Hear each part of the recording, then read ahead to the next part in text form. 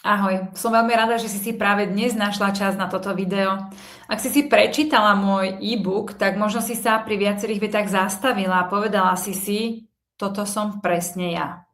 Možno si sa zastavila práve pri tom pocite únavy. Možno to bolo preto, že si uvedomila, že dlhé roky dávaš na prvé miesto všetkých ostatných okrem seba. Možno to bolo práve ten pocit, že nie si dosť dobrá. A možno ti hlavou proste len ide, že ja už vlastne neviem, kto som. A možno ešte máš teda tú otázku, že veď ja sa snažím, veď ja stále na sebe pracujem, čítam knihy, počúvam podcasty, snažím sa byť lepšou matkou, partnerkou, a priateľkou, lepším človekom a napriek tomu vlastne máš stále pocit, že to nie si ty. A ak sa takto cítiš, tak chcem, aby si počas týchto nasledujúcich minút urobila len jednu vec. Nesnaž sa nič opravovať, len počúvaj a možno po prvýkrát pochopíš, že prečo to nie je tvoja chyba. Možno po prvýkrát pochopíš, že problém nikdy nebol v tebe. Ale ty sa pýtaš, že neviem, čo sa vlastne so mnou stalo. A určite si častokrát dávaš otázku, že kedy si som sa vedela poriadne smiať, naozaj tak z chuti. Mala som viac energie, možno som bola viac spontánnejšia, ľahšie sa mi robili rôzne rozhodnutia, nebrala som život tak vážne a dnes máš len pocit, že funguješ. A ak si toto niekedy cítila, tak chcem, aby si vedela jednu vec. Nie si sama. Je nás viac. A ja som si myslela, že problém je vo mne. Vieš, čo som si myslela? Ja som si myslela, že som slabá, že sa málo snažím, že nie som dosť disciplinovaná, že ešte potrebujem viac na sebe pracovať a možno to poznáš aj ty. A možno si častokrát hovoríš, že keby som bola viac sebavedomá, keby som bola pokojnejšia, keby som niekedy menej premýšľala, keby som sa vedela mať viac rada. A tak ideš ďalej. Ďalšia kniha, ďalší kurz, ďalší podcast, ďalšia nejaká ranná rutina a veríš, že nájdeš odpoveď. A ja som si to myslela tiež. Ale dnes už viem jednu vec, že problém nikdy nebol vo mne a chcem, aby si vedela, že nie je ani v tebe. Ono to, čo dnes cítiš, je len symptóm, to nie je príčina. Práve o tom idem hovoriť ďalej. Pretože to, čo ty cítiš, sú symptómy. To vlastne je len signál. A veľmi rada používam túto štruktúru stromu, pretože takto fungujeme aj my. To, čo dnes cítiš, tá únava, to vyčerpanie, tá podráždenosť, prázdnota, neistota, neustále porovnávanie sa s niekým iným, to všetko sú tie listy na strome. A to je vlastne to, čo vidíš každý deň. A väčšina z nás vlastne robí jednu chybu, že sa snažíme odstraniť tie listy. Nebyť až tak unavené, myslieť viac pozitívne, snažíme sa pracovať na svojom sebavedomí, snažíme sa byť pokojnejšie. Lenže ak tie korene zostanú rovnaké, tak strom vždy vyrastie, ale tie listy vlastne vždy vyrastú znova. Hej? Čiže preto možno aj ty sa roky krútiš v tom začarovanom kruhu. A to nie je preto, že ty sa málo snažíš, ale preto, že ty sa celý čas snažíš riešiť symptómy namiesto koreňov. Okay? A problém je hlbšie. Teraz sa poďme pozrieť pod zem. Ja som ti ten strom otočila, ale vlastne poďme sa pozrieť tam, kde vlastne nevidíme.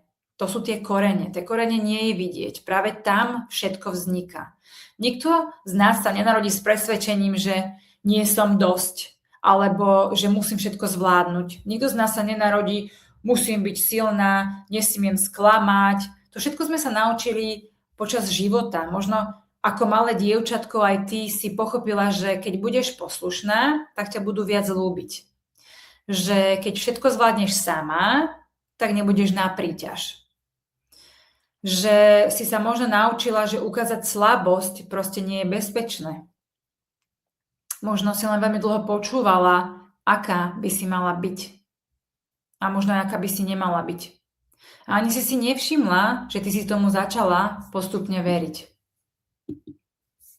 Kde to vlastne všetko vzniklo, tie korene? Samozrejme v detstve. z očakávaní. Hej, čo odo mňa ostatní ľudia očakávajú. Potreba zapadnúť, hej, to je ten určitý beh, kde sme potrebovali zapadnúť, tým pádom sme nemohli byť same sebou, veľa z nás to má až dodnes. Musela si byť dobré dievča, musela si zaslúžiť lásku a mohla by som pokračovať. Ale skús sa na chvíľku zamyslieť. Koľko rozhodnutí dnes robíš preto, že ich naozaj cítiš? A koľko z nich robíš preto, lebo proste musíš a takto si sa naučila fungovať. A veľa žien mi samozrejme hovorí, že vieš čo, Zuzi, ja už ani neviem, čo chcem.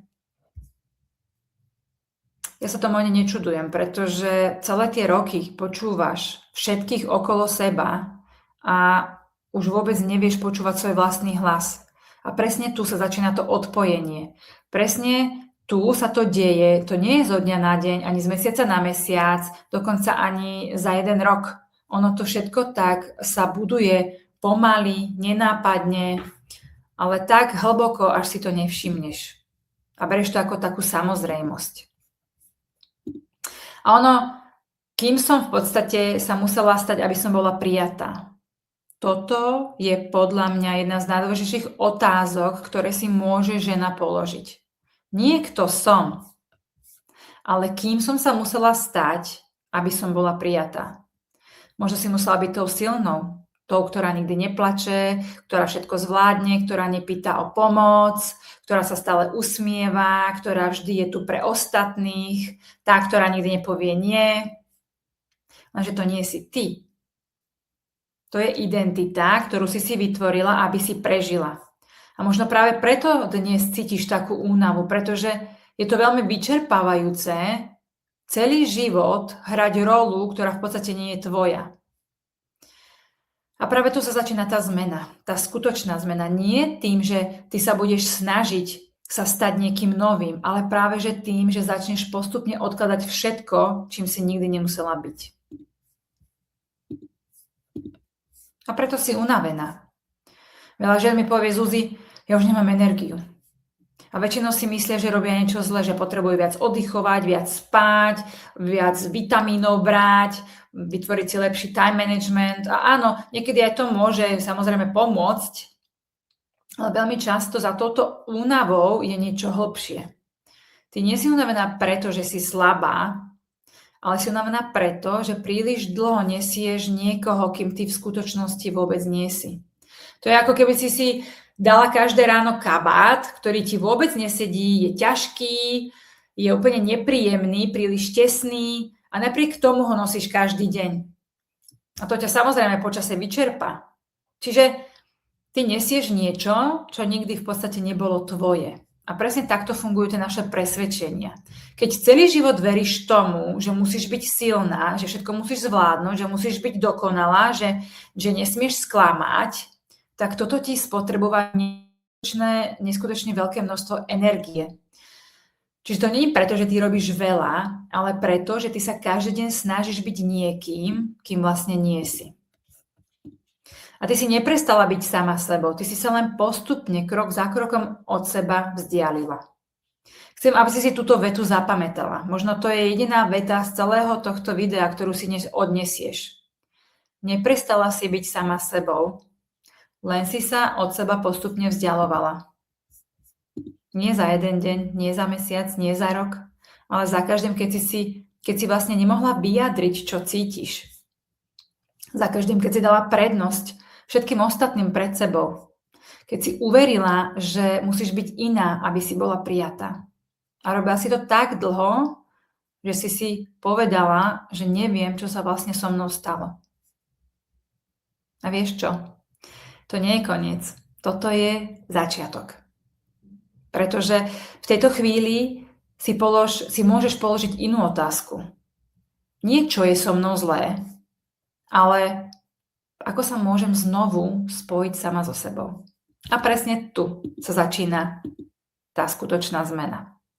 Dobrá správa samozrejme je, že ty nepotrebuješ nejakú ďalšiu novú verziu samej seba. Ty si možno len potrebuješ spomenúť, kým si bola predtým, ako si začala veriť tým všetkým vetám, že musíš byť niekým iným.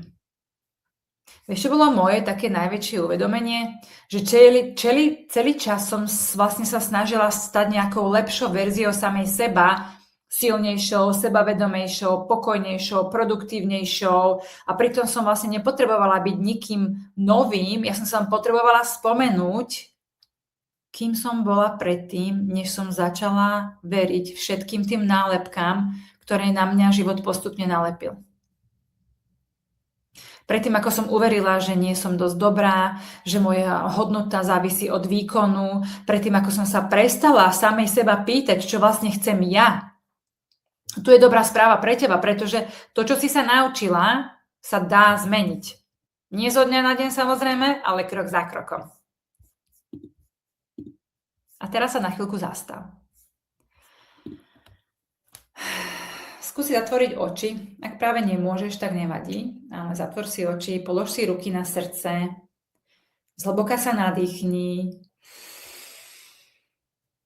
A pomaly vydýchni. Ešte jeden hlboký nádych cez nos. A výdych. A teraz si predstav seba. Nie tú dnešnú verziu, ale predstav si tú ženu, ktorou si bola skôr, než si začala veriť, že musíš byť niekým iným. Možno táto žena bola odvážnejšia, možno sa viac smiala, možno bola viac šťastná, nebala sa toho, čo si o nej druhí ľudia myslia. Možno viac dôverovala sama sebe a svojim rozhodnutiam, keď počúvala tú svoju intuíciu. A teraz si nemusíš spomenúť na konkrétnu situáciu. Stačí len, aby si sa dostala do toho pocitu. A polož si tieto dve otázky. Kedy som sa naposledy naozaj cítila ako ja?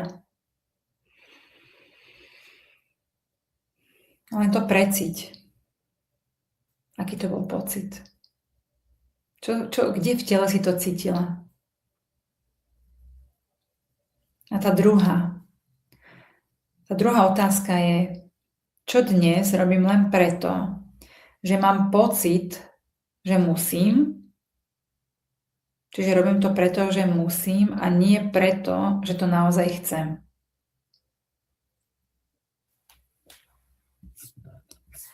Nemusíš mi odpovedať hneď. Stačí, že si tieto otázky odnesieš so sebou, pretože práve tie odpovede na ne bývajú začiatkom tej cesty späť k sebe. A možno si počas týchto posledných minút uvedomila niečo veľmi dôležité a pochopila si, že problém nikdy nebol v tom, že by si bola slabá, alebo že by si sa málo snažila, ale že si sa začala postupne vzdialovať sama sebe. A keď som toto ja pochopila, čo sa vlastne vo mne deje, tak začala som si tú cestu tak skladať. Nie techniky, nie nejaké ďalšie informácie, ale tú cestu, na ktorej som bola. Najprv som potrebovala pochopiť. Hľadala som cesty. Potom som potrebovala uvoľniť. Hľadala som cesty. A potom som začala potrebovať vedome žiť inak. A práve z tohto vznikla metodika, ktorou dnes sprevádzam ženy. Pretože ak sa má tvoj život naozaj zmeniť, tak ty si potrebuješ prejsť týmito 4 krokmi. Hovorím ti to preto, že som si nimi prešla aj ja. Je to moja vlastná osobná skúsenosť. A preto tým prvým krokom, na ktorý sa zameriavam, je identita. Pretože ty nemôžeš zmeniť svoj život, pokiaľ nerozumieš tomu, kým si sa počas toho svojho života musela stať, aby si prežila. To znamená, akým presvedčeniam si uverila, aké masky dnes nosíš, aké roly v živote hráš a ktoré z nich už dávno ani nie sú tvoje. Ale že ty ich stále podvedome nesieš a funguješ. A keď toto pochopíš a prestaneš sa obviňovať, tak začneš rozumieť sama sebe.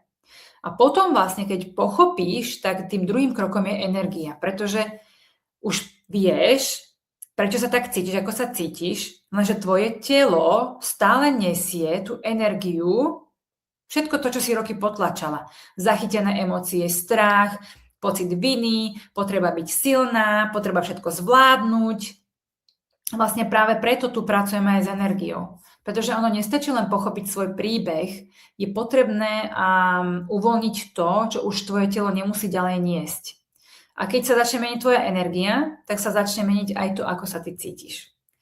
A keď sa cítiš lepšie, začneš viac dôverovať sama sebe, budeš cítiť viac pokoja, viac ľahkosti a prestaneš míňať energiu na boj sama so sebou. A tej je potom veľa. Lebo daj si otázku naozaj, koľkokrát bojuješ sama so sebou. Čiže my potom tú energiu navigujeme niekde inde. A tým tretím krokom je transformácia. Pretože práve tu sa začína meniť tvoj každodenný život. Ono totiž nestačí pustiť len to staré. Ty potrebuješ vedome vytvárať nové návyky, nové rozhodnutia, stanovať si nové hranice, budovať nový spôsob, ako sa rozprávaš sama so sebou, novú formu myšlienkového pochodu, vlastne uvedomenie si svojich myšlienok a práca s nimi, práca s tou svojou energiou a ono krok za krokom začne žiť viac v súlade sama so sebou. A potom je ten štvrtý krok, je to vlastne to vedomé tvorenie života, pretože keď znovu začneš dôverovať sebe, ty začneš robiť úplne iné rozhodnutia v živote. Nie zo strachu, ale preto, že ty vieš, kto si. Nie, že aby si vyhovela všetkým okolo seba. Ty robíš vedomé rozhodnutia na základe toho, že vieš, kto si. A práve tu začínaš budovať vedomé život podľa seba. A presne toto cestou sprevádzam ženy dnes aj ja. Pretože som si prešla toto cestou ja sama a viem, že tu sa začína tá skutočná zmena. Ja dlhé roky som bola ženou, na ktorú sa mohol každý spoľahnúť. Budovala som úspešný medzinárodný biznis, viedla som tisícky ľudí, starala som sa o svoju rodinu, navonok som všetko zvládala, ale vnútri som mala pocit, že nie som dosť dobrá. Každý jeden deň. A čím viac som dokázala, tým viac som mala pocit, že ešte musím dokázať viac, lebo nikdy proste som nebola dobrá, nikdy som nebola spokojná so sebou.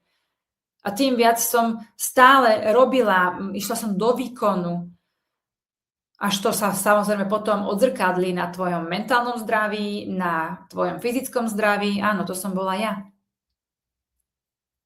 A až som si raz dala otázku, čo sa to so mnou vlastne stalo. A táto otázka ma priviedla na cestu, po ktorej kráčam dodnes. Pretože som postupne pochopila, že ten problém nebol vo mne, len som proste dlho očakávala, ja som žila podľa očakávania druhých, úplne som prestala počúvať samu seba a práve preto som sa vydala na tú cestu toho hľadania. A aj dnes preto ja nesprevádzam ženy, aby sa zmenili, ale sprevádzam ich tou cestou, aby si dovolili byť opäť same sebou. Pretože keď si dovolíš byť sama sebou, keď sa naučíš opäť veriť si, tak sa začne meniť celý tvoj život. Úplne, od začiatku. Ak si sa dnes, aspoň v tejto jednej časti našla, ak si uvedomila, že už nechceš prežívať, ale chceš pochopiť, čo sa v tebe naozaj deje, tak ťa pozývam na môj workshop Začni od seba. Ja ťa nepozývam na tento workshop, pretože potrebuješ ďalšie informácie. Pozývam ťa, pretože verím, že si zaslúžiš prestať niesť všetko sama. Ty nemusíš byť na všetko sama. Tu pôjdeme oveľa hlbšie. Nebudeme hovoriť len o tom, prečo si sa od seba vzdialila, ale ukážem ti prvé konkrétne kroky, ako sa začať vrácať postupne sama k sebe. Nájdeš viac pochopenia, hlavne sama pre seba.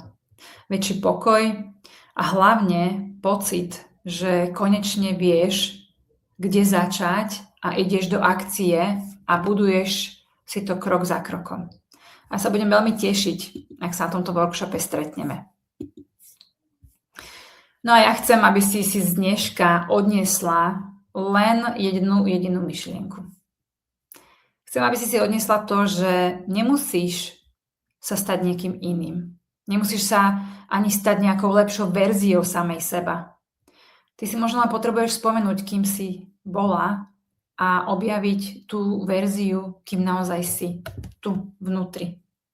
Predtým, ako si začala veriť všetkým ostatným, že musíš byť niekým iným. Možno dnes nemusíš zmeniť celý svoj život, ale možno len stačí urobiť ten jeden malý krok späť k sebe. Taktiež ťa pozývam do mojej komunity, kde zdarma nájdeš rôzne tipy, inšpiráciu, priestor, bezpečný priestor pre teba. A ja ti ďakujem, že si tu bola dnes so mnou.